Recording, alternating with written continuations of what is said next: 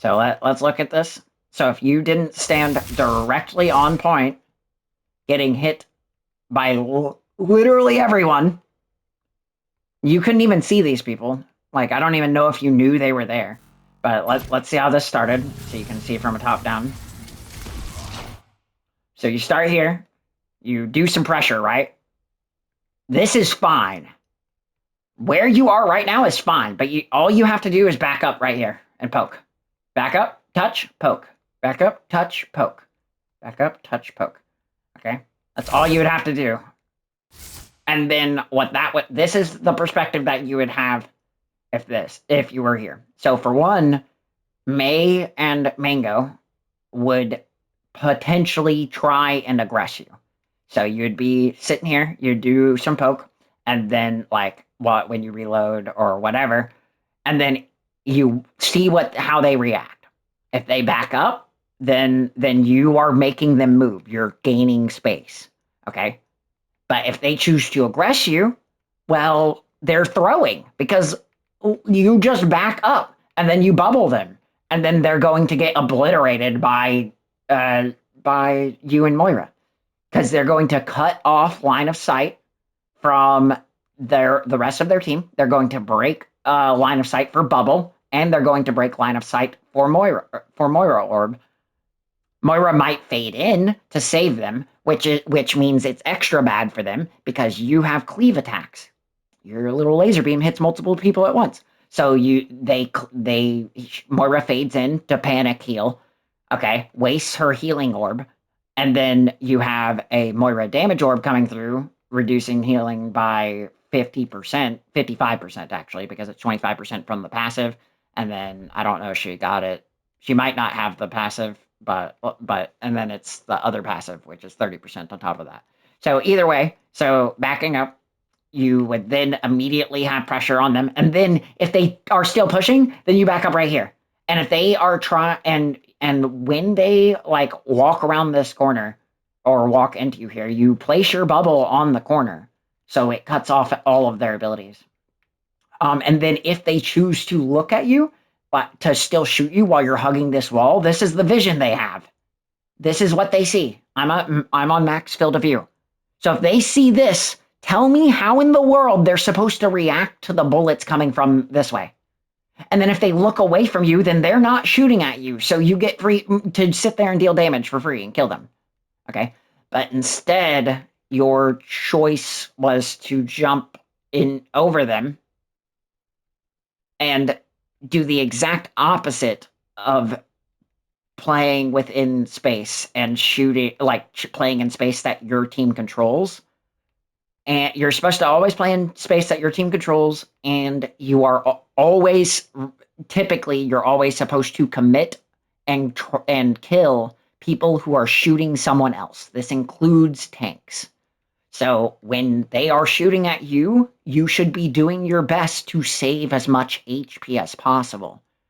Because if they're shooting at you and you are at cover, well, guess what? That's tanking. They're not dealing any damage to you, but they still aren't looking at your teammates. They are still shooting the air around you and not at your teammates. They're using all of their resources at the wall, essentially. It would be as if you walked up to the team and they were just shooting the wall. Like, it's the exact same thing. But if you let them shoot you, then that means you take away from your supports. If you're missing HP, then your supports have to heal you, or you have to go get health backs. While you're going to get a health back, you're out of the fight. While your supports are healing you, they cannot deal damage.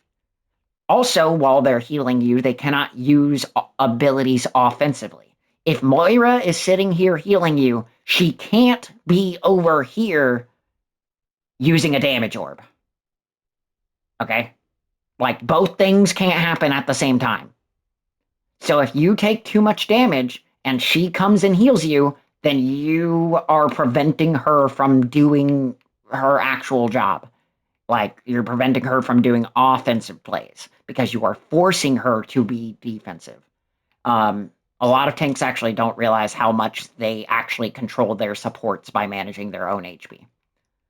So, we can actually have some visual examples of this. So whenever you come back, we'll go ahead and pay attention to that, because you're gonna die here. Or, oh wait. Wait, do you use Primal? Oh, you do? Okay, let's go. You live. Because you ulted, but... yeah. That's actually... that's surprising. If Moira... or not Moira, if the enemy lady... this lady didn't make the mistakes earlier that she did, she only has 17 charge right now.